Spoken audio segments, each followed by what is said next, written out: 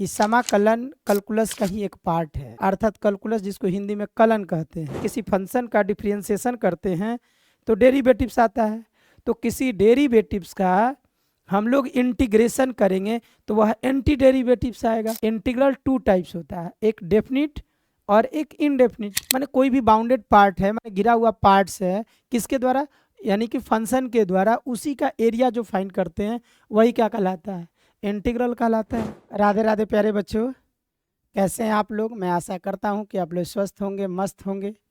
चलिए आज मस्त टॉपिक लेकर के भी आया हूं, आप लोग मस्त भी हैं और मस्त टॉपिक भी है। जैसा कि आप लोग जानते हैं कि 12th क्लास में एक कैलकुलस एक ऐसा ब्रांच है जो बहुत ही ज़्यादा इम्पोर्टेंस है, और उसी कैलकुलस का एक पार्ट्स हम आज स्टार्ट करने वाले हैं, समाकलन अर्थात इंटीग्रल्स।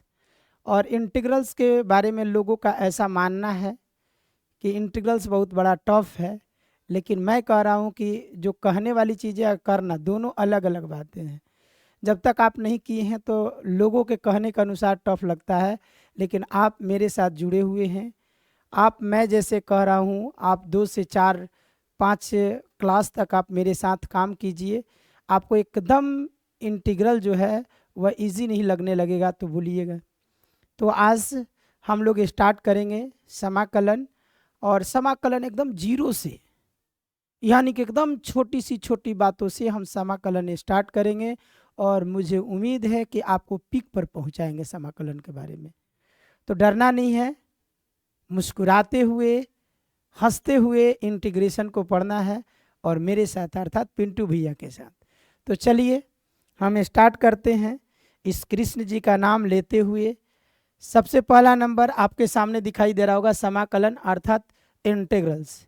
और आप जैसा आप लोगों को मालूम है कि समाकलन कैलकुलस का ही एक पार्ट है, अर्थात कैलकुलस जिसको हिंदी में कलन कहते हैं। कलन के अंतर्गत अर्थात कैलकुलस के अंतर्गत दो ही चीज़ पढ़ने हैं, अवकलन और समाकलन। तो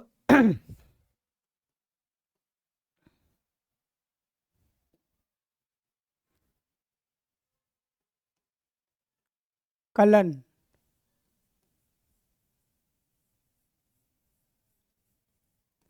कैलकुलस, कैलकुलस के अंतर्गत दो ही टॉपिक स्टडी करने हैं। कौन कौन सा टॉपिक ब्रदर?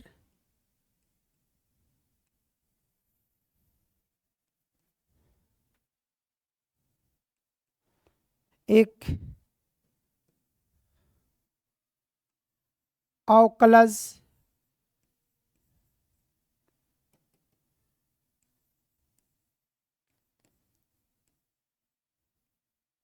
अर्थात डेरिवेटिव्स,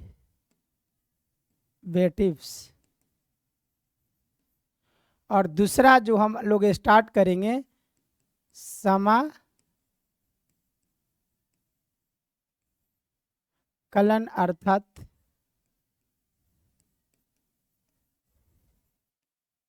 इंटीग्रल्स। इस कैलकुलस के मुख्य रूप से दो ही ब्रांच है। कितने ब्रांच है?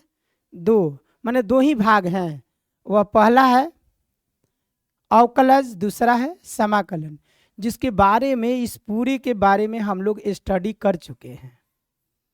इसका फिजिकल मीनिंग क्या है और इसका ग्राफिकल मीनिंग क्या है, हम लोग एक एक चीज़ समझ चुके हैं। और कोई भी बच्चा अगर इस ब्रांच को अच्छी तरह से पढ़ लिया है तो मैं कहता हूं कि इसमें किसी तरह का कोई भी प्रॉब्लम क्रिएट नहीं होगा। लेकिन केवल उसको प्रॉब्लम बनाने आता है तो फिर तो प्रॉब्लम होगी, उसके एक्चुअल चीज़ को समझा होगा। तो मैं थोड़ा सा बता दूं कि अवकलज का मतलब होता क्या है, यानी कि इंस्टेंटेनियस रेट ऑफ चेंज, माने तात्क्षणिक परिवर्तन, माने तात्क्षणिक परिवर्तन की दर। माने कोई चर राशि है, उसमें पल पल जो परिवर्तन हो रही है, छोटी सी परिवर्तन, उसी को ज्ञात करना क्या कहलाती है? अवकलज कहलाती है। और इसका ग्राफिकल मीनिंग क्या था?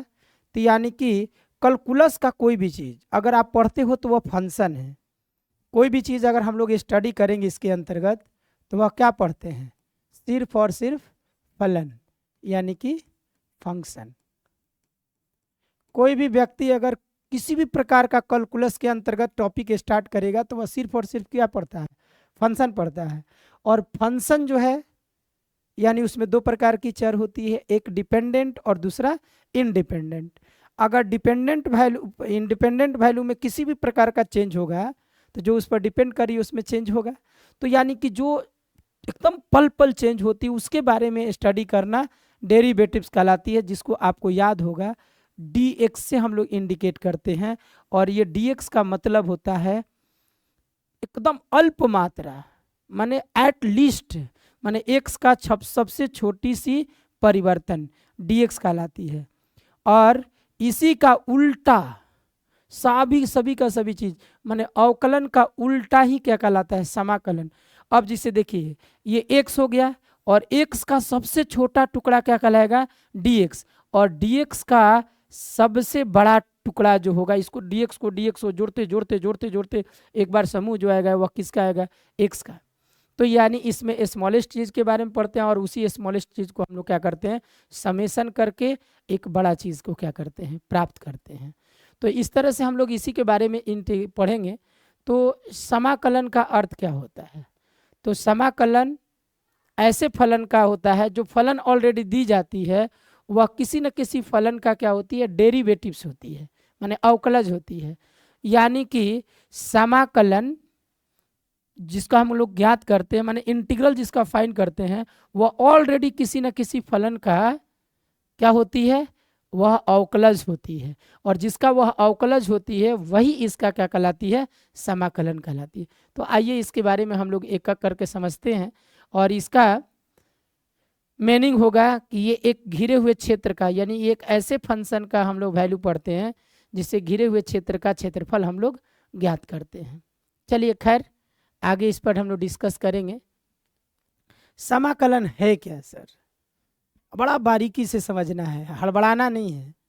तो समाकलन जो है अभी आप लोगों ने पढ़ा कि अवकलन का क्या होता है, एक उल्टी प्रोसेस होती है। यानी कि जैसे अवकलज अवकलन माने डेरिवेटिव्स और डिफरेंशिएशन, डेरिवेटिव्स क्या है, रिजल्ट है। किसी भी फंक्शन का डिफरेंशिएशन करके डेरिवेटिव्स फाइंड करते हैं। तो डिफरेंशिएशन हो गया प्रोसेस और डेरिवेटिव्स हो गया रिजल्ट। तो यानी कि उसी तरह से समाकलन में भी हम लोग कुछ रूट वर्ड्स पढ़ेंगे।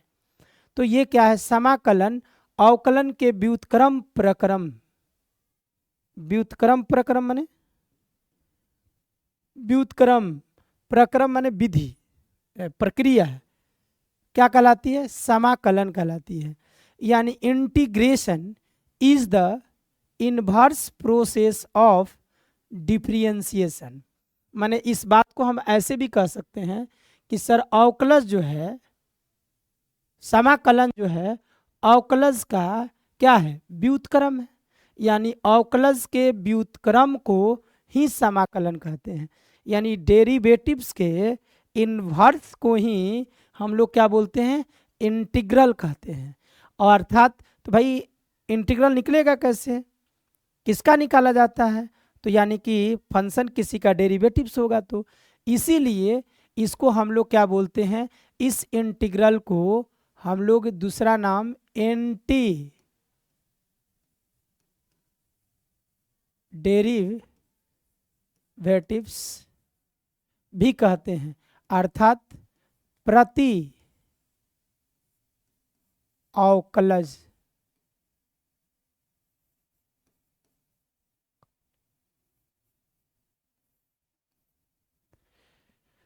इंटीग्रल का दूसरा नाम क्या है, एंटी डेरिवेटिव्स। तो यानी कि डेरिवेटिव्स का उल्टा निकालना क्या कहलाता है, एंटी डेरिवेटिव्स। यानी कि इसीलिए मैंने कहा कि inverse of derivatives is called integrals. अर्थात तो इंटीग्रल निकलेगा कैसे, तो जब डिफरेंशिएशन करते, किसी फंक्शन का डिफरेंशिएशन करते हैं तो डेरिवेटिव्स आता है। तो किसी डेरिवेटिव्स का हम लोग इंटीग्रेशन करेंगे तो वह एंटी डेरिवेटिव्स आएगा। ओ इसका मतलब जैसे आप लोगों को कहा जाएगा y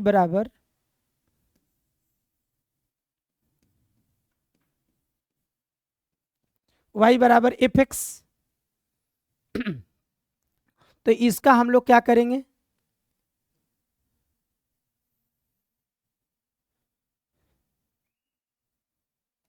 डिफरेंशिएशन करते हैं। इसका क्या करेंगे,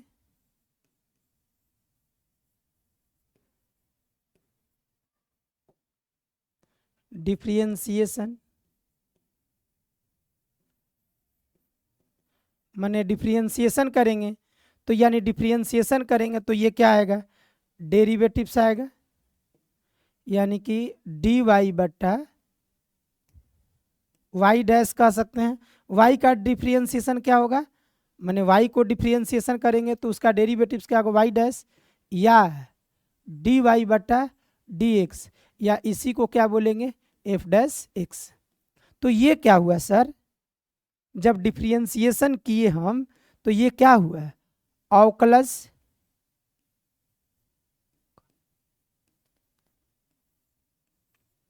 माने इस फंक्शन का हम अवकलन किए तो क्या प्राप्त हुआ, अवकलज, अर्थात डेरिवेटिव्स आया।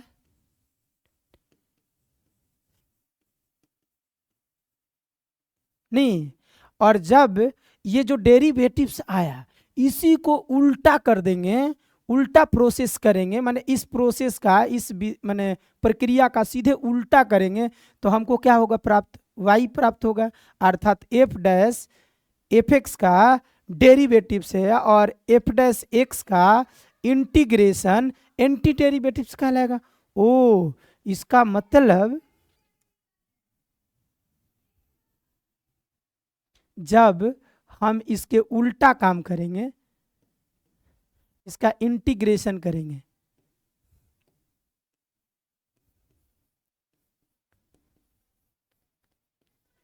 इंटीग्रेशन अर्थात समाकलन करेंगे, तो समाकलन करेंगे तो क्या प्राप्त होगा, हमको ये जो प्राप्त होगा इसी को बोलेंगे प्रति अवकलज।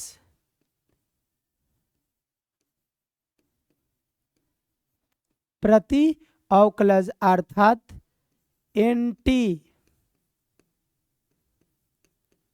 डेरिवेटिव्स, अर्थात इसी को हम लोग बोलते हैं इंटीग्रल। हो गया। तो इस डायग्राम से हमको उम्मीद है कि प्रत्येक बच्चे को अच्छी तरह से समझ में आ गया होगा कि पहले से ऑलरेडी कोई फंक्शन रहता था और उस फंक्शन का हम लोग डिफरेंशिएशन करते थे और जो रिजल्ट आता था उसी को डेरिवेटिव्स बोलते थे, और इस डेरिवेटिव्स को यानी इस प्रोसेस को जब उलट दे तो उसी प्रोसेस के उलटने को क्या बोलते हैं, इंटीग्रेशन। और जब इंटीग्रेशन तो यानी एफ डैश किसी न किसी फंक्शन का डेरिवेटिव्स है और इस डेरिवेटिव्स का इंटीग्रेशन करते हैं तो एंटी डेरिवेटिव्स अर्थात वही फंक्शन क्या होता है, प्राप्त होता है। यही बात यहाँ लिखा हुआ है, integration is the inverse process of the differentiation, यानी किसी भी फंक्शन का डिफरेंशिएशन, डिफरेंशिएशन माने काम करने की प्रक्रिया, सरलीकरण की प्रक्रिया, और उससे जो रिजल्ट निकला उसको कहते हैं डिफरेंशिएशन। और इस डिफरेंशिएशन को प्रक्रिया को उल्टा करें अर्थात उसी डिफरेंशिएशन को उल्टा करना क्या कहलाती है, इंटीग्रेशन, और इससे जो रिजल्ट प्राप्त होता है इस अवकलज का उल्टा होता है अर्थात प्रति अवकलज यानी एंटी डेरिवेटिव्स, और इसी को हम लोग बोलते हैं समाकलन।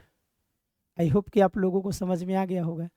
लेकिन इतना से भी नहीं, अभी आप लोगों को बताएंगे कि सर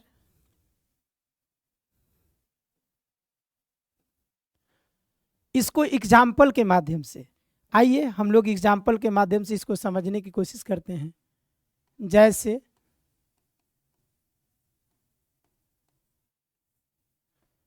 आप लोग ध्यान दीजिएगा यहां पर,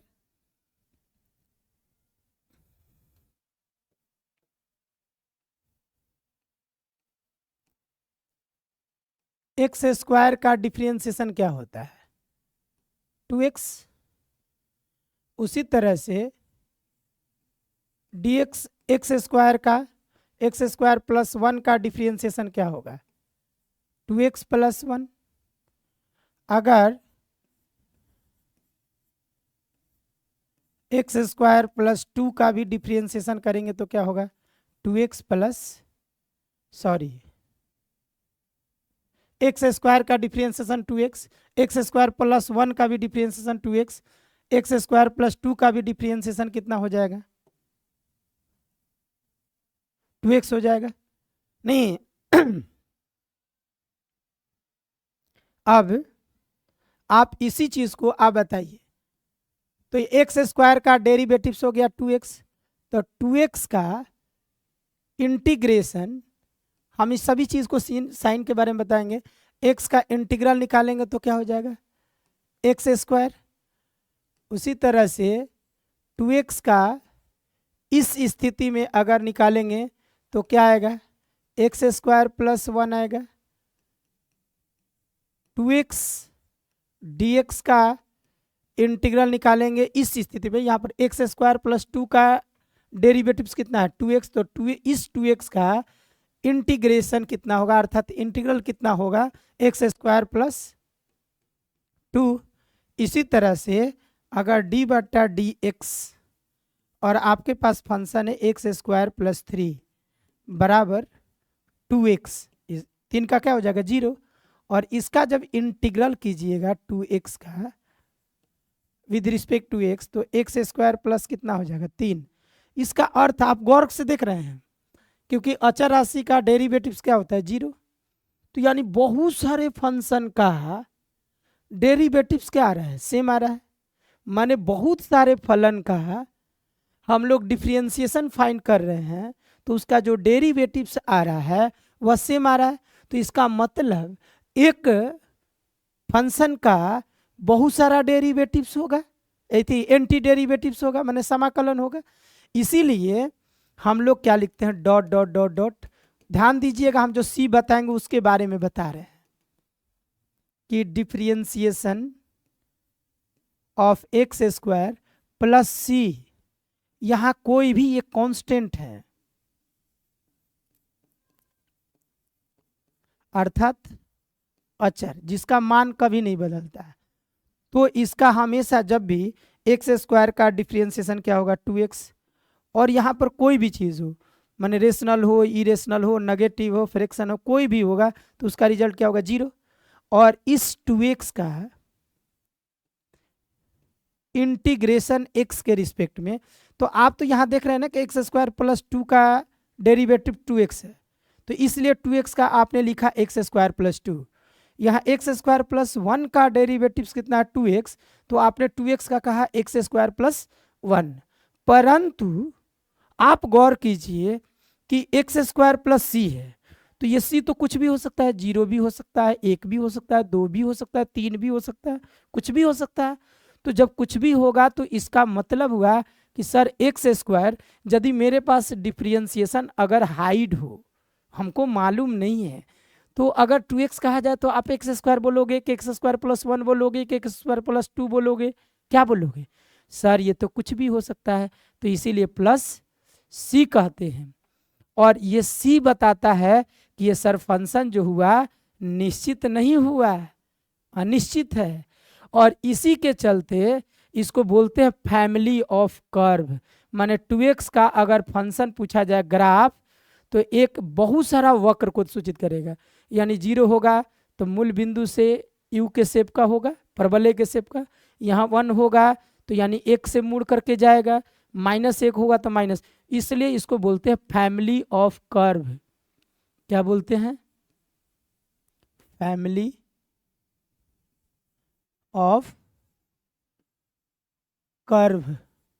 यानी किसी की भी फंक्शन का इनडेफिनिट इंटीग्रल हमेशा फैमिली ऑफ कर्व, माने वक्र के परिवार को सूचित करता है, वंश को सूचित करता है। वक्र का कुल, कुल माने परिवार, कुल माने टोटल ना, वंशज यानी कि परिवार को सूचित करता है। तो इसका मतलब है कि सर फंक्शन का जब इनडेफिनिट इंटीग्रल हो, सब बताएंगे कि टाइप ऑफ इंटीग्रल क्या है, तो उसमें सी लिखना क्या है? अनिवार्य है। सी लिखना क्या है? अनिवार्य, अति आवश्यक है। अगर नहीं सी लिखेंगे तो वह इनडेफिनिट इंटीग्रल नहीं होगा। चलिए अब नोट,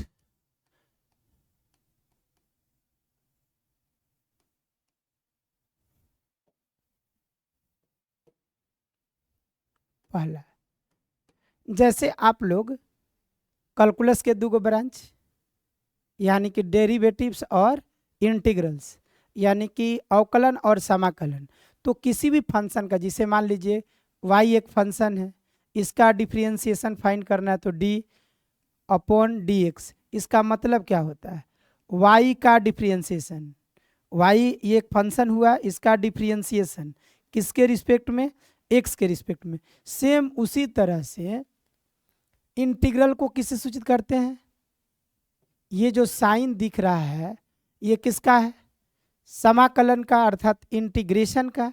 माने जिस फंक्शन का इंटीग्रल फाइंड करना होता है उस फंक्शन के पहले इस साइन को लगाते हैं, तो इसका मतलब उस फंक्शन का इंटीग्रल फाइंड करना है। तो यानी कि भाई किसका, तो एफ एक्स का, नहीं किसके रिस्पेक्ट में, तो फंक्शन एक्स के रिस्पेक्ट में है तो एक्स के रिस्पेक्ट में, अगर y के रूप में होगा तो y के रिस्पेक्ट में। तो इसका मतलब होता है x के सापेक्ष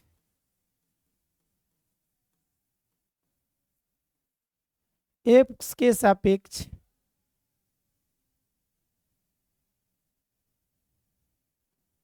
f का समाकलन, यानी कि इंटीग्रेशन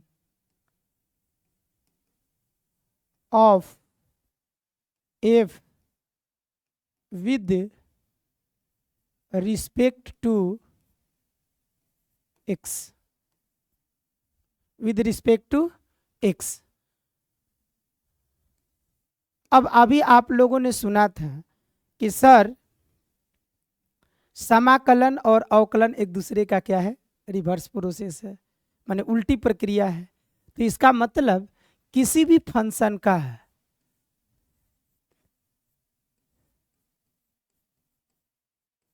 डिफरेंशिएशन और फिर उसका इंटीग्रल उसी के रिस्पेक्ट में निकाल दिया जाए तो हमेशा कितना आएगा, एफ एक्स आएगा।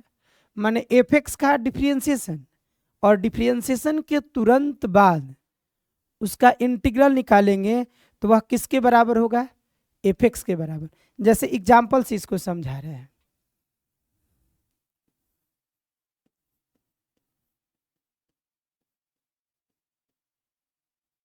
अगर मान लीजिए साइन का डिफरेंशिएशन कितना होगा, कॉस, और फिर उस कॉस का इंटीग्रल निकालेंगे तो क्या होगा, साइन ही हो जाएगा। अभी ना बता रहे थे शुरुआती, क्या बताया, एफ एक्स का डिफरेंशिएशन एफ डैश एक्स और एफ डैश का इंटीग्रेशन क्या आ जाएगा, एफ एक्स। तो आप लोगों को ये बात अच्छी तरह से समझ में आ गया होगा कि सर किसी फंक्शन के पहले डिफरेंशिएशन हो और फिर उसका इंटीग्रल निकाला जाए तो कुछ नहीं करना हुआ, डायरेक्ट ही उसका आंसर हो जाएगा। आई होप कि आप लोगों को ये बात, छोटी छोटी बातें अच्छी तरह से समझ में आ गई होगी। अब एक चीजें आप लोगों को अच्छी तरह से और समझ में आ जाना चाहिए कि किसी का डिफरेंशिएशन आपने निकाला, मान लीजिए कि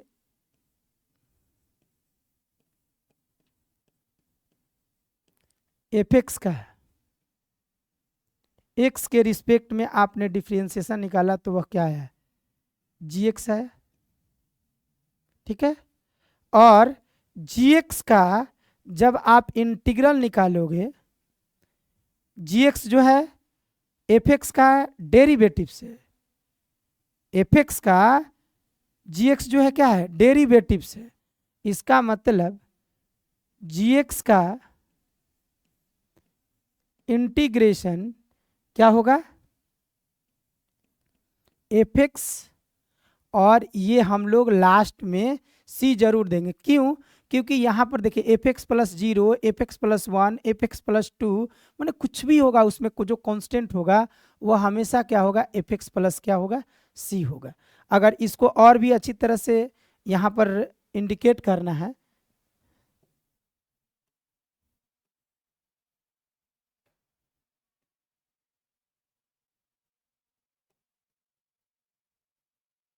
सबसे बेटर होगा ऐसे प्लस सी अर्थात जी एक्स, तो जी एक्स का इंटीग्रल क्या हो जाएगा, एफ एक्स प्लस सी। और यहाँ पर इस बात को बताने पर हम बल दे रहे हैं, यहाँ नोट में लिख लीजिएगा,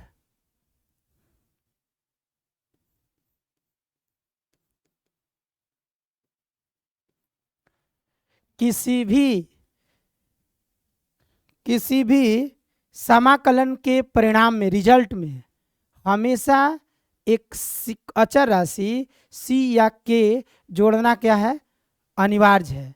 यानी कि समाकलन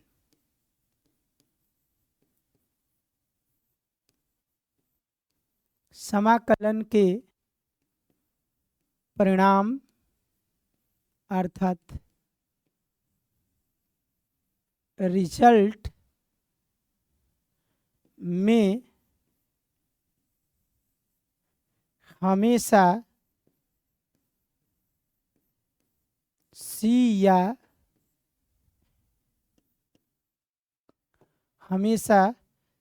या के अचर राशि जोड़ा जाता है।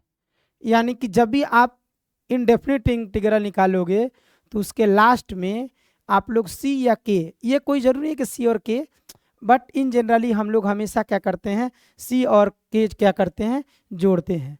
और ये सी और के क्या है, तो इसी सी को बोलते हैं, सी या के एक स्वैच्छिक अचर है, स्वैच्छिक अचर है। क्या है, स्वैच्छिक अचर, इसी को बोलते हैं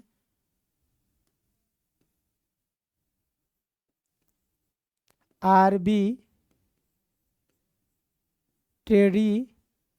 कांस्टेंट। क्या बोलते हैं इसको, आर्बिट्रेरी कांस्टेंट बोलते हैं, मतलब अपनी स्वेच्छा से सी के पी कुछ भी, बट इन जनरली अधिकतर हम लोग सी और के को क्या करते हैं, जोड़ते हैं। अगर जब तक वह नहीं जोड़ेंगे तो समझिए कि वह अनिश्चित समाकलन नहीं है, वही उसकी पहचान होगी। क्यों होगी, क्योंकि वह एक पर्टिकुलर किसी फैमिली को, मैंने कर्व को नहीं इंडिकेट करती है, वह फैमिली ऑफ कर्व को इंडिकेट करती है। और वही सी जो है उसके पूरे फैमिली को क्या करती है, डिनोट करती है। अगर सी हट गया तो मतलब एक पार्टिकुलर फंक्शन को क्या करेगी, डिनोट करेगी, तब तो वह डिफिनिट हो जाएगा ना, वह इनडिफिनिट कहाँ हुआ है। तो इस प्रकार से आप लोगों को मैंने इस पूरे लेक्चर में अभी तक मैं केवल इंटीग्रल को समझाने में आप लोगों को एनर्जी, हम अपना इतनी आप लोगों को पूरी एनर्जी आप लोगों के साथ लगाए हुए हैं। चलिए अब हम इस इंटीग्रेशन के अंतर्गत 3 गो रूट वर्ड्स आएगा, हमेशा आप लोगों को तबाह करते रहेगा, लेकिन हम उसको एकदम इजी बना के रख रहे हैं। रूट वर्ड्स यानी मूल शब्द, कौन कौन सा वर्ड है भाई, तो यानी समाकल्य, इंटीग्रांड, इंटीग्रल, इंटीग्रेशन, ये 3 वर्ड्स हो गए। तो आपको कभी बड़ा कंफ्यूजन होगा कि सर इंटीग्रांड क्या है, इंटीग्रल क्या है, इंटीग्रेशन क्या है, तो हड़बड़ाना नहीं है।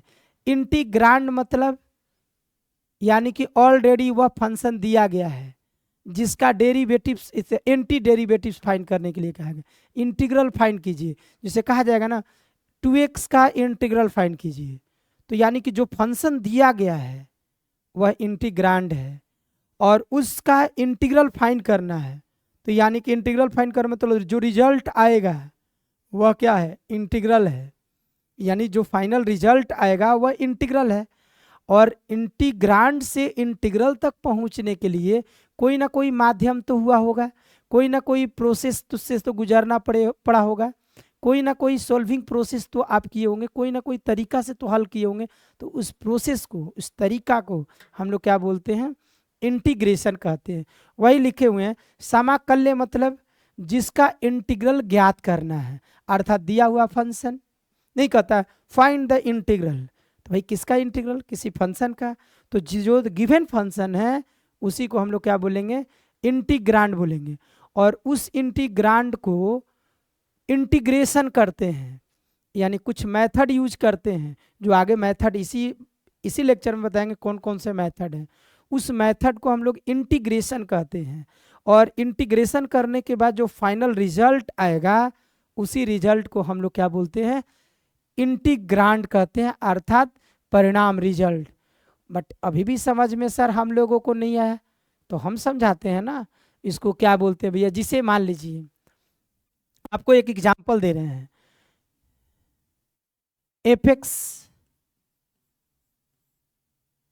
डी एक्स, इसका मतलब एफ एक्स का integrals with respect to x, माने एक एफ एक्स का इंटीग्रल फाइंड करना है एक्स के रिस्पेक्ट में, तो उसका आ गया क्या, जी एक्स, और ये क्या लिखेंगे, प्लस सी। तो आप लोगों को ये बात मालूम है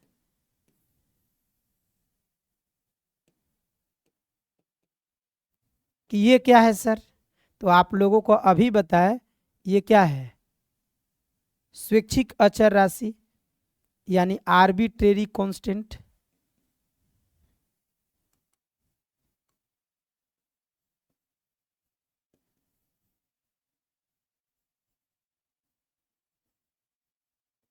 कांस्टेंट है यानी स्वैच्छिक अचर है।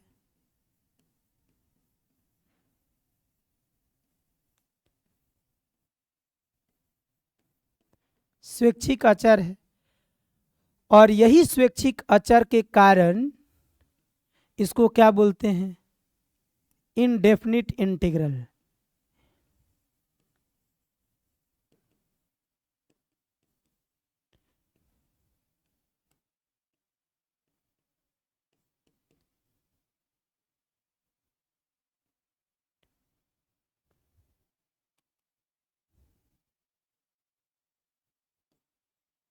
इंटीग्रल अर्थात अनिश्चित समाकलन।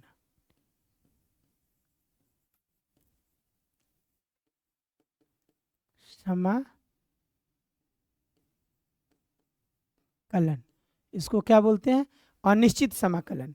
और ये सर क्या है, तो आप लोगों को बाबू ये जो दिखाई दे रहा है यही क्या है, ये रिजल्ट है ना एफ एक्स का, इसी को बोलते हैं इंटीग्रल।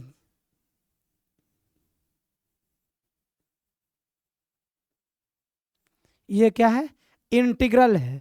और गुरुजी ये क्या है, तो ये जो बाबू है एफ एक्स जो दिया गया है ना, जिसका इंटीग्रल फाइंड करना था, इसी को बोलते हैं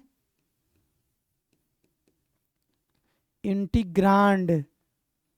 क्या बोलते हैं इसको, इंटीग्रांड। तो सर इंटीग्रांड का इंटीग्रल निकालने के लिए कोई ना कोई तो क्रिया किया गया होगा, तो यहाँ से लेके यहाँ तक पहुँचने में जो प्रोसेस लगा है उसी को बोलते हैं हम लोग इंटीग्रेशन।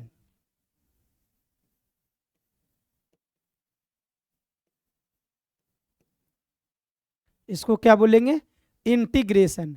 आई होप कि आप लोगों को अच्छी तरह से समझ में आ गया होगा, कहीं दिक्कत नहीं होना चाहिए। तो यानी कि इंटीग्रेशन मतलब प्रोसेस, इंटीग्रांड माने क्वेश्चन, और इंटीग्रल माने आंसर। क्लियर।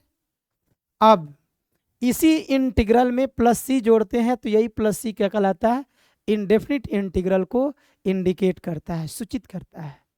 आई होप कि यहाँ तक आप लोग अच्छी तरह समझ चुके होंगे, और कहीं भी दिक्कत हुआ होगा तो आप लोग कमेंट के माध्यम से मुझसे पूछ सकते हैं, कोई दिक्कत नहीं है।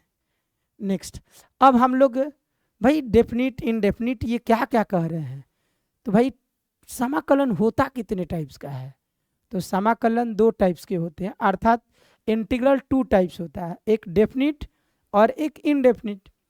तो सर समाकलन के प्रकार, यानी कि there are two types of integral, माने समाकलन के दो रूप होते हैं, यानी दो प्रकार के होते हैं। पहला निश्चित और दूसरा है अनिश्चित। यानी कि वैसे फंक्शन जिसका इंटीग्रल का आंसर जो है निश्चित ना हो, अर्थात उसके इंटीग्रल पर लिमिट नहीं दिया गया हो, सीमा नहीं दिया गया हो, तो उसे हम लोग क्या कहेंगे, अनिश्चित कहेंगे। और जिस पर सीमा दी गई है उसे क्या कहेंगे, निश्चित कहेंगे। इसका रिजल्ट क्या होगा, फिक्स होगा, और इसका रिजल्ट फिक्स नहीं होगा। जैसे में ये इंटीग्रेशन का साइन है और ये fx हो गया dx, और इसका रिजल्ट जो है निश्चित नहीं होगा, इसके इंटीग्रेशन पर कोई साइन नहीं दिया गया है, तो ये क्या हो गया, अनिश्चित समाकलन हो गया, यानी इसका परिणाम निश्चित नहीं है, इसका परिणाम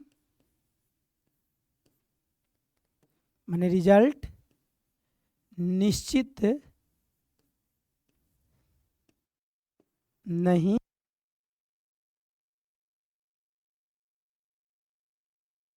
ये कैसे समझ में आ रहा है कि इसका निश्चित परिणाम नहीं होगा, तो यहाँ पर लिमिट नहीं दिया गया है। उसी तरह से जब किसी समाकलन में a से b ऐसे आपको इंडिकेट कर दिया जाए तो ये लिमिट हो गया है, यानी कि कहाँ से कहाँ तक, क्योंकि समाकलन का अर्थ होता है यानी किसी फलन से घिरे हुए क्षेत्र का क्षेत्रफल। इसका मतलब होता क्या है,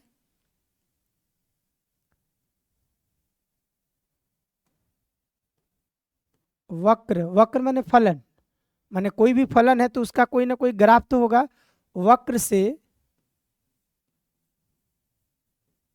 घिरे क्षेत्र का क्षेत्रफल, माने कोई भी बाउंडेड पार्ट है, माने घिरा हुआ पार्ट्स है, किसके द्वारा, यानी कि फंक्शन के द्वारा, उसी का एरिया जो फाइंड करते हैं वही क्या कहलाता है, इंटीग्रल कहलाता है। अब वह कैसे सर, तो यहाँ पर जब नहीं दिया गया तो कहाँ से कहाँ तक, इसका कोई लिमिट ही नहीं है, तो यहाँ लेकिन जो है कहाँ से कहाँ स्टार्ट होगा, किस एक्सिस के अनुसार उसका भी वैल्यू देगा, तो यानी fx का है, यानी fx एक फंक्शन हो गया, यही वक्र हो गया, fx इसी को वक्र कह रहे हैं। कहाँ से कहाँ तक, a से b तक, किस एक्सिस से, x के रिस्पेक्ट में, तो इसको बोलते हैं हम लोग निश्चित समाकलन, अर्थात इसमें जो है इसको बोलते हैं अपर लिमिट, अपर लिमिट अर्थात ऊपरी सीमा, और इसको क्या बोलते हैं, लोअर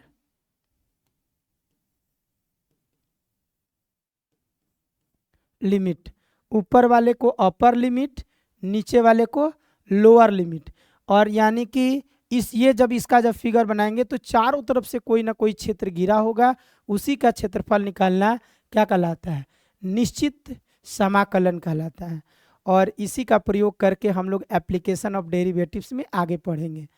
अब यहीं से हम लोग थोड़ा सा किताब पर अपने एनसीईआरटी पर भी बात कर लें कि सर निश्चित समाकलन के अंतर्गत, अनिश्चित समाकलन और निश्चित समाकलन के अंतर्गत टोटल हम लोगों को टॉपिक पढ़ना है 7.1 से लेके 7.11 तक।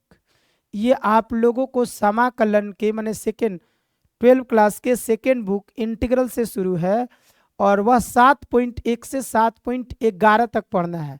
लेकिन जो नया बुक है उसमें से एक टॉपिक हटा दिया गया है 7.8, लेकिन बिहार बोर्ड में अभी तक किसी तरह का कोई घोषणा नहीं किया गया है। इसमें देखिएगा तो 7.1 से 7.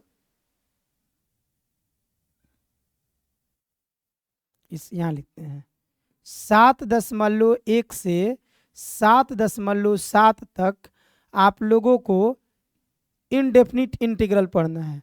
मतलब एक्सरसाइज 1 से लेकर 7 तक हम लोग एक प्रश्नावली में सारे के सारे इनडेफिनिट इंटीग्रल के बारे में स्टडी करेंगे।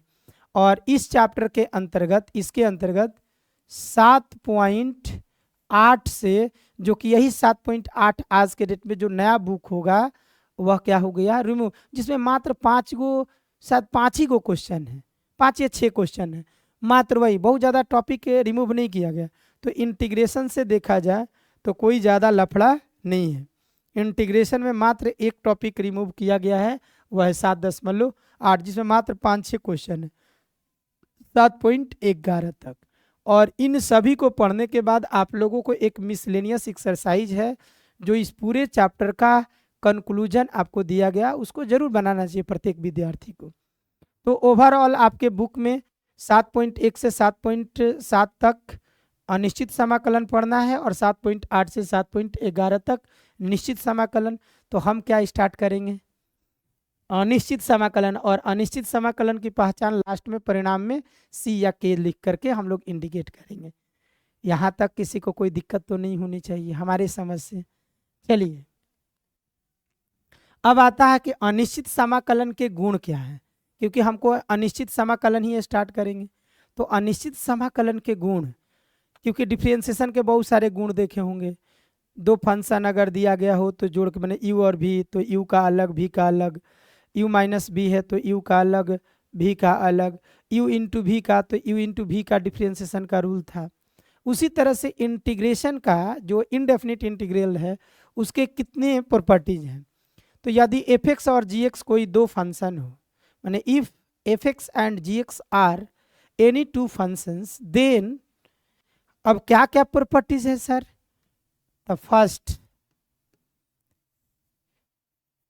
Integration of f x plus g x, मतलब दो गो फंक्शन है एफ एक्स और जी एक्स, इस दोनों को अगर सिंप्लीफाई हो रहा है तो सिंप्लीफाई करके इंटीग्रल निकालिए, या दोनों को अलग अलग सेपरेट पार्टिकुलर इंटीग्रल निकाल करके तब जा करके जोड़िए, इसके मान में किसी तरह का कोई परिवर्तन नहीं होता है। मतलब सर दो या दो से अधिक फलन अगर प्लस प्लस के साथ रिलेटेड हो तो सभी को अलग अलग सेपरेट इंटीग्रल किया जा सकता है। दूसरा, एफ एक्स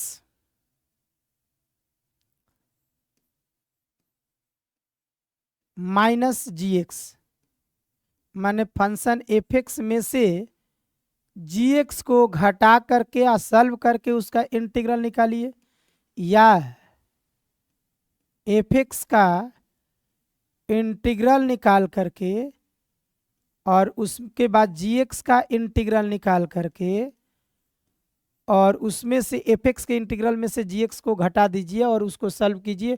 इस दोनों के वैल्यू में किसी तरह का कोई चेंजेज नहीं होता है। लेकिन यही चीज अगर F x into g x हो तो बाबू भूल के भी ऐसे नहीं करते हैं। एफ एक्स माने f x d x into g x d x, blunder हो जाएगा।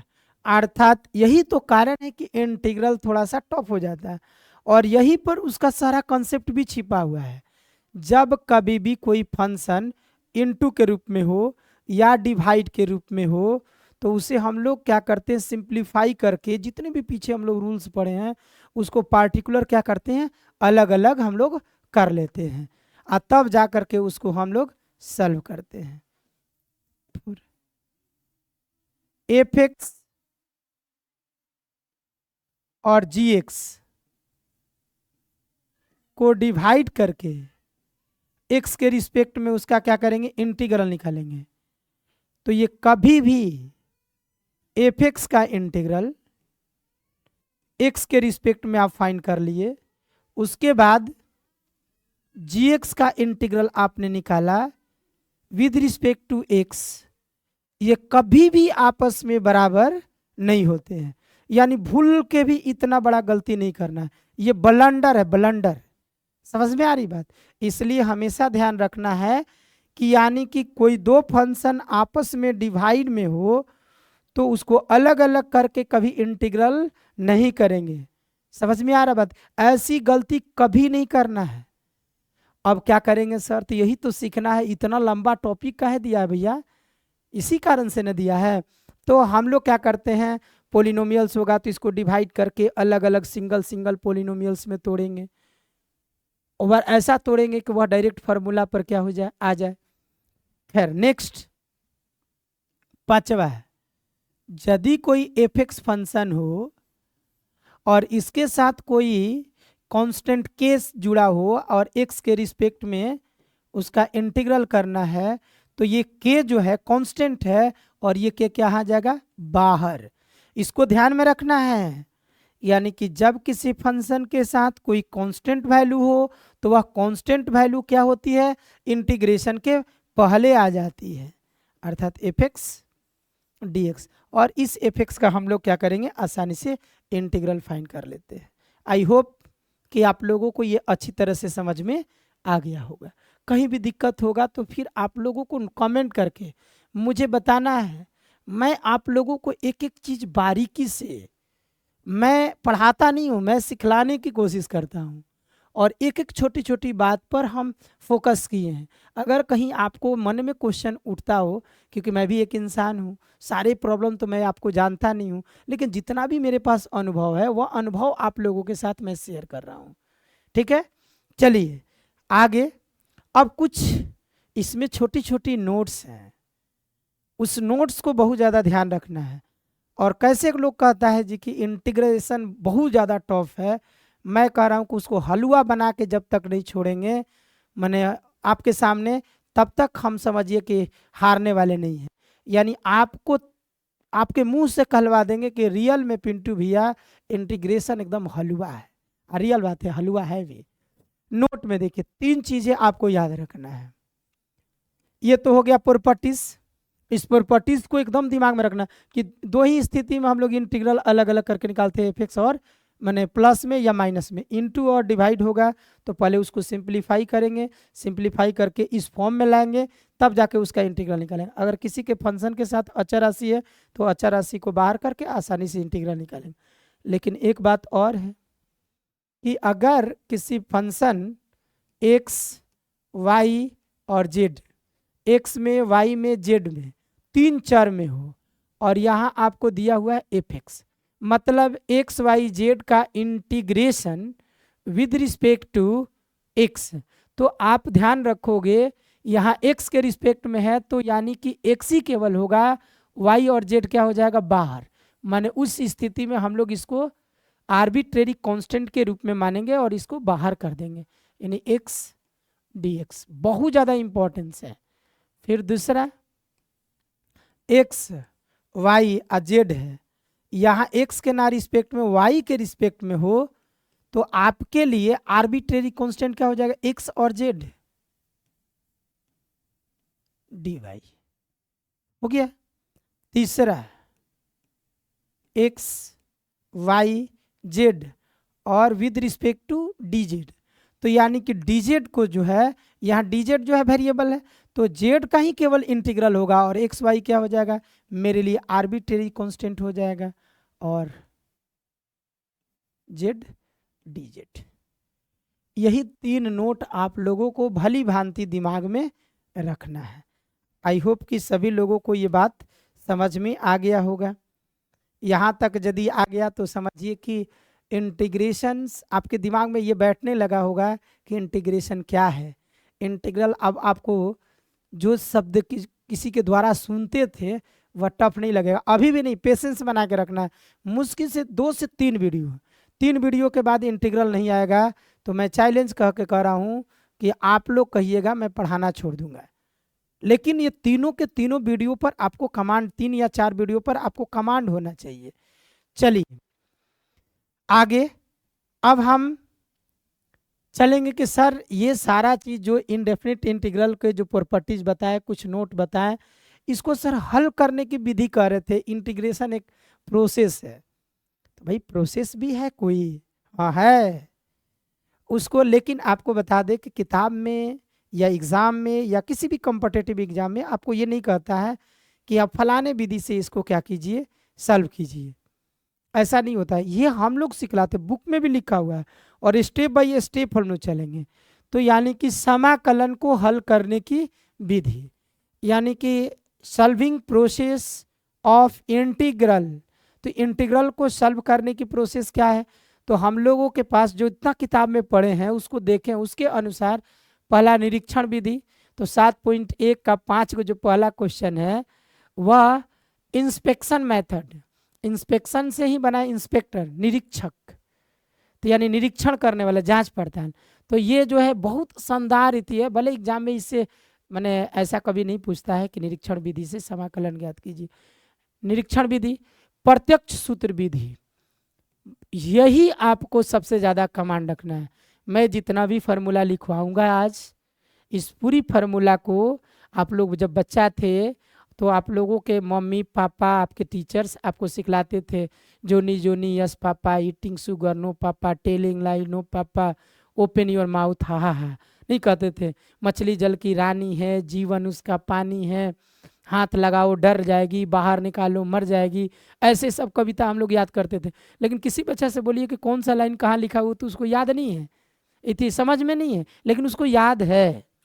तो बाबू ये इस कविता के माध्यम से, इस उदाहरण के माध्यम से मैं ये कहना चाहता हूँ, ठीक है बनाने की बात है, लेकिन ये जितना फार्मूला लिखवाएंगे वह पूरी फार्मूला इसी तरह से कविता की तरह आपको क्या कर लेना है, याद कर जाना है।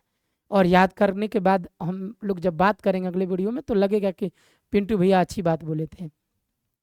उसके बाद 7.2 में हम लोग जब पढ़ेंगे तो यही सबसे ज़्यादा महत्वपूर्ण होगी। तो कहिएगा सर ये सब महत्वपूर्ण है, कहाँ पहला पर मारे हैं? इसमें खाली हम लोग कुछ चीज़ को निरीक्षण करेंगे और उस चीज़ का हम लोग आगे बार बार यूज करेंगे, मात्र थोड़ा सा चीज़ उस पर फोकस। लेकिन ये प्रत्यक्ष सूत्र विधि, डायरेक्ट फार्मूला मेथड और सब्स्टिट्यूशन मेथड अर्थात प्रतिस्थापन विधि, ये दो विधि ऐसी है जो कोई भी इंटीग्रल फाइंड कीजिए बिना इस दोनों के कभी पॉसिबल नहीं है। यानी इसीलिए तो मैंने कहा आपसे कि बाबू फार्मूला पर इतनी कमांड होना चाहिए कि सोए हुए भी हैं और आपसे कोई पूछे तो धड़ाधड़ उसका जवाब दे। साइन एक्स का इंटीग्रल पूछे तो माइनस कॉस एक्स आपके जुबान से आना चाहिए, कॉस एक्स का integral sine x, sec square x का इंटीग्रल tan x, माने जैसे मैं बोलूँ खट से आपका उसका आंसर आना चाहिए, ऐसे फार्मूला याद होना चाहिए। और तब उसके बाद 7.2 जब पढ़ाएंगे तो उसमें 40 क्वेश्चन हैं, एक एक क्वेश्चंस मैं बना करके आपके सामने रखूंगा, ऐसा नहीं है कि नहीं। तब उसके बाद आगे जो है बहुत सारा पढ़ेंगे, partial fraction method, integration by part method, अर्थात कुछ और भी ऐसे फंक्शन होंगे जो रेशनल और इरेशनल फंक्शन का अलग तरीके से हम लोग इंटीग्रल उसका फाइंड करेंगे। तो यानी कि आंशिक भिन्न विधि द्वारा, खंडशः विधि द्वारा, इसके अलावे कुछ ऐसे परिमेय और अपरिमेय फलन होंगे जिसमें कुछ और हम लोग एक्स्ट्रा दिमाग लगाएंगे, जैसे क्वाड्रेटिक इक्वेशन का, कंप्लीटिंग स्क्वायर मेथड, पूर्ण वर्ग विधि से रूट ज्ञात करें, मूल ज्ञात करें, उसका भी हम लोग यूज बहुत ज़्यादा करेंगे। तो यानी परिमेय और अपरिमेय फलनों का भी समाकलन हम लोग पढ़ेंगे। और इतना में हम लोग 7.1 से स्टार्ट करेंगे और यहाँ तक 7.7 होगा। ऐसा कोई भी विधि नहीं है जो सामने आपकी किताब में नहीं पढ़ना है, लेकिन पार्टिकुलर किताब को हेडिंग में नहीं दिया गया, खाली एगो मिलेगा आपको निरीक्षण विधि से। आई होप कि यहाँ तक भी आप लोगों को अच्छी तरह से समझ में आ गया होगा। चलिए अब हम लोग प्रवेश करते हैं फार्मूला की ओर, और आपके सामने कुछ दिखाई दे रहा होगा ऐसे फार्मूला जिसको आप पहले से रट चुके हो। यानी कि आपके सामने हम सारा डिफरेंशिएशन लिखे हुए हैं और आपको इसलिए मैं लिखा हूं कि ताकि बहुत फास्ट याद होगा, यहीं पर देखते देखते वीडियो याद हो जाएगा। यानी कि x के पावर n+1 बट्टा में n+1 का डिफरेंशिएशन क्या होता है, x के पावर n। तो आप बताइए कि इंटीग्रेशन क्या होगा, तो इसी का ना रिवर्स प्रोसेस, ये इसका क्या है, डेरिवेटिव्स है, तो यानी ये इसका क्या है, इंटीग्रल है। नहीं, x के पावर n+1 बटा में n+1 का डेरिवेटिव्स x के पावर n, तो x के पावर n का इंटीग्रल क्या होगा, x के पावर n+1 बटा में n+1। आई होप कि आप लोगों को अब अच्छी तरह से समझ में आ गया और हम फास्ट इसको लिखते चले जा रहे हैं। x के पावर n dx बराबर x के पावर n+1 बटा में n+1। अब देखिए यहाँ पर x जो है चर है और ये n क्या है, अचर राशि है, ये ध्यान रखना है। और लास्ट में हम लोग रिजल्ट में क्या करेंगे, एक कांस्टेंट जोड़ देते हैं, वही बतलाता है इनडेफिनिट इंटीग्रल। अब देखिए x का डेरिवेटिव्स क्या होता है, 1, तो 1 का इंटीग्रल क्या होगा, यानी x और प्लस c। उसी तरह से log मॉड x का इंटीग्रल डिफरेंशिएशन क्या होता है, 1/x, तो 1/x का इंटीग्रेशन फाइंड करेंगे तो इंटीग्रल कितना होगा, log x mod x plus c. E to the power x का डिफ्रेंसिएशन निकालेंगे तो डेरिवेटिव्स कितना आएगा, e के पावर x। तो e के पावर x का इंटीग्रेशन फाइंड करेंगे x के रिस्पेक्ट में, तो इंटीग्रल कितना होगा, e के पावर x प्लस सी। नहीं, उसी तरह से आगे देखिए a to the power x, तो a to the power x ये बाटा में log a हो जाएगा। अब इसको यहां से बेटर ऐसे होगा,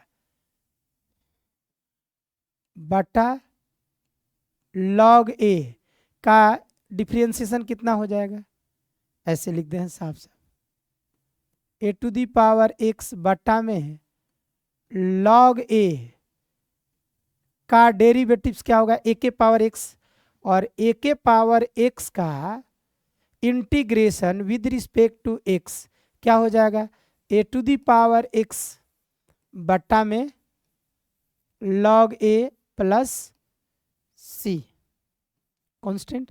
और ऐसे भी सोचो ना, a के पावर x का डिफरेंशिएशन a के power x into log a, differentiation में इंटू होता था, तो इंटीग्रल में क्या हो रहा है, डिवाइड। आसानी से याद हो जा रहा है कि नहीं, वहाँ इंटू तो यहाँ पिंटू बोल रहा है डिवाइड, क्योंकि वह दोनों एक दूसरे का उल्टा होता है। उसी तरह से एक बटा एक्स का डेरिवेटिव्स कितना होता है, एक बटा एक्स स्क्वायर, तो माइनस एक बटा एक्स का क्या बोलेंगे, एक बटा एक्स स्क्वायर। तो एक बटा एक्स स्क्वायर का इंटीग्रेशन एक्स के रिस्पेक्ट में निकालेंगे तो कितना हो जाएगा, -1/x प्लस कितना सी। नहीं, यानी कि एक बटा एक्स स्क्वायर का हो जाएगा -1/x², तो -1/x का क्या हो जाता है, 1/x², तो 1/x² का इंटीग्रल क्या होगा, -1/x प्लस सी। रूट एक्स का डेरिवेटिव्स कितना होगा, 1/2√x। तो मैं इसी बात को यहाँ पर कहूँ कि 2√x का इंटीग्रल डिफरेंशिएशन कितना होगा, 1/√x। तो 1/√x का इंटीग्रेशन फाइंड करेंगे तो क्या हो जाएगा, 2√x प्लस सी। होगा कि नहीं होगा, किसी को कोई दिक्कत?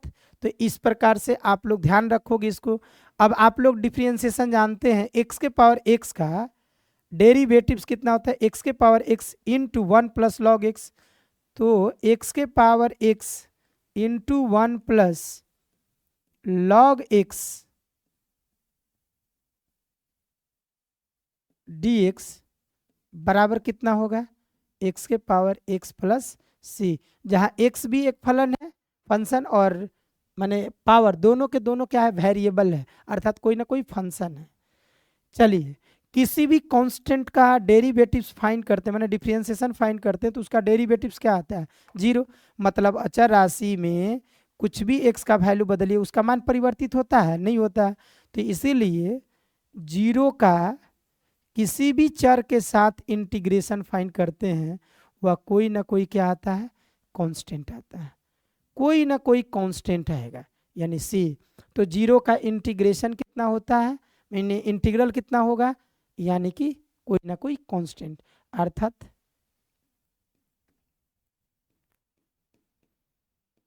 अचर होता है। क्या होता है, अचर।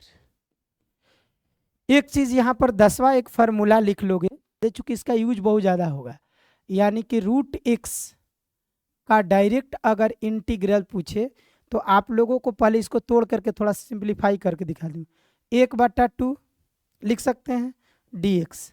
जब इसको सॉल्व करेंगे तो x के पावर n, पहला फार्मूला है ना जो ये, x के पावर n का इंटीग्रल क्या होगा, x के पावर n प्लस 1 बटा में n प्लस 1।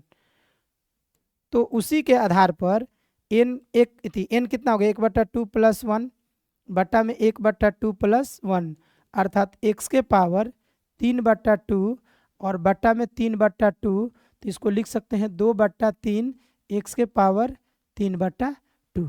तो इस चीज़ को फॉर्मूला के रूप में आप लोगों को डायरेक्ट बना के चलना है, यानी इसको याद रखना है डायरेक्ट, क्योंकि ये किताब में नहीं है लेकिन हम आपको बता रहे हैं ताकि बहुत फास्ट आगे इंटीग्रल होगा।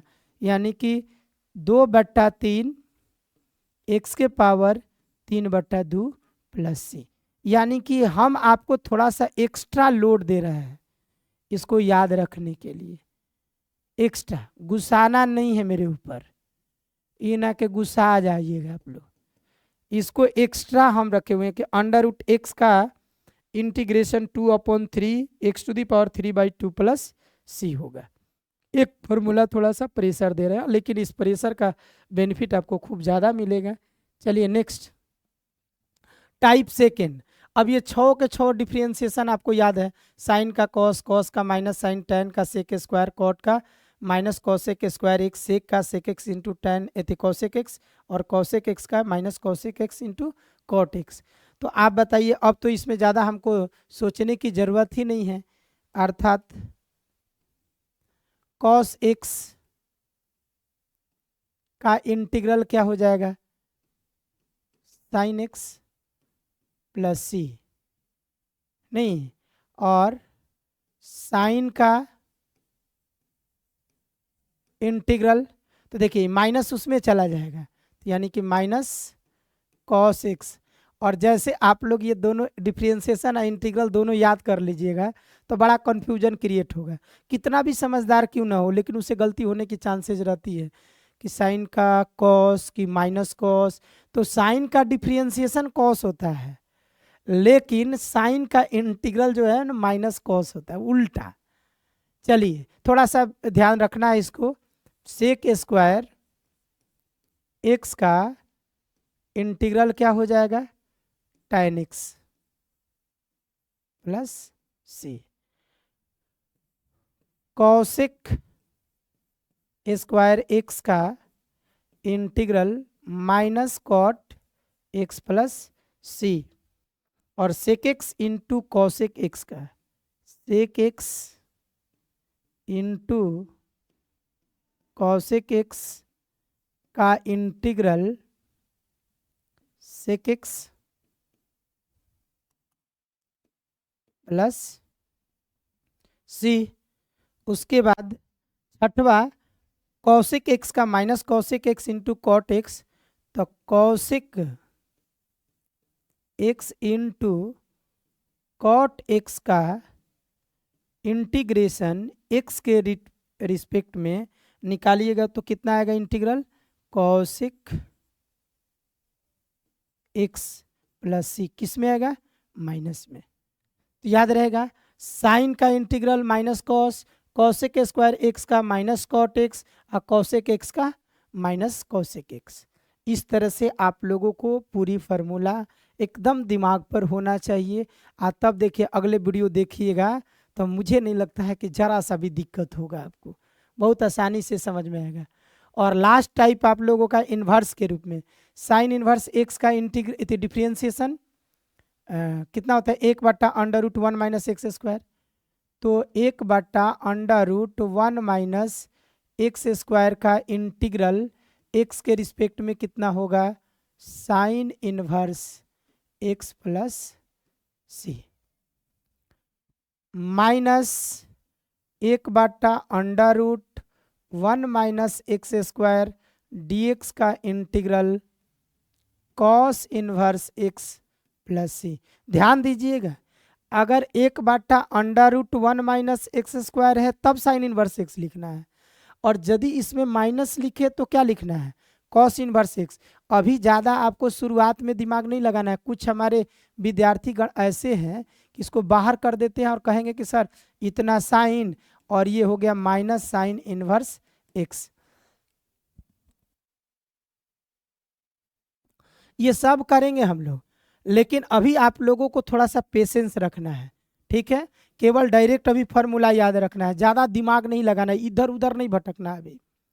-1/√1 माइनस एक्स स्क्वायर बराबर cos inverse x, 1/1 plus x square का इंटीग्रल, तो क्या हो जाएगा, ये किसका डेरिवेटिव्स है, यानी tan इनवर्स एक्स का, तो इसका इंटीग्रल क्या हो जाएगा, tan इनवर्स एक्स प्लस सी। कॉट इनवर्स एक्स का डेरिवेटिव्स क्या होगा, -1/1 प्लस एक्स स्क्वायर, तो इसका इंटीग्रल क्या हो जाएगा, -1/1 प्लस एक्स स्क्वायर का एक्स के रिस्पेक्ट में इंटीग्रल हो जाएगा cot inverse x plus c. I hope कि आप लोगों को यहाँ तक समझ में आ गया होगा। फिर सेक इनवर्स एक्स का क्या है, 1/x into under root x square -1, तो 1/x under root x square -1 dx का इंटीग्रल क्या होगा, यानी कि sec inverse x plus c. I hope कि आसानी से आप लोगों को समझ में आ रहा होगा। फिर माइनस कॉसेक इनवर्स एक्स का इन डिफ्रेंशिएशन कितना होता है, मतलब अवकलज कितना होगा, -1/x under root x square -1, तो -1/x under root x square -1 dx का इंटीग्रल कितना होगा, तो यानी कि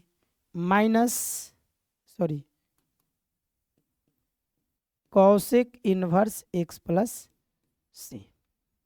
इस तरह से आप लोग फटाफट जो है पूरी फार्मूला एकदम मौखिक, एकदम कविता की तरह, एकदम छोटे बच्चा की तरह इसको क्या करना है, रट जाना है। और रट जाइएगा, समझने की तो बात है, रटना है कहाँ वास्तव में। जिसको डिफ्रेंशिएशन पूरा याद होगा उसको इंटीग्रल रटने की कोई आवश्यकता है नहीं। तो इस प्रकार से आप लोगों का टॉपिक समाप्त हुआ। अगले वीडियो में पूरे एक एक्सरसाइज के एक एक क्वेश्चन मैं बताऊंगा। और ये वीडियो अगर अच्छा लगा हो तो प्लीज़ लाइक कीजिएगा, कमेंट कीजिएगा और अपने दोस्तों के साथ शेयर कीजिएगा। और आज का क्लास कैसा लगा इसको निश्चित तौर पर आप लोग कमेंट करके बताइएगा।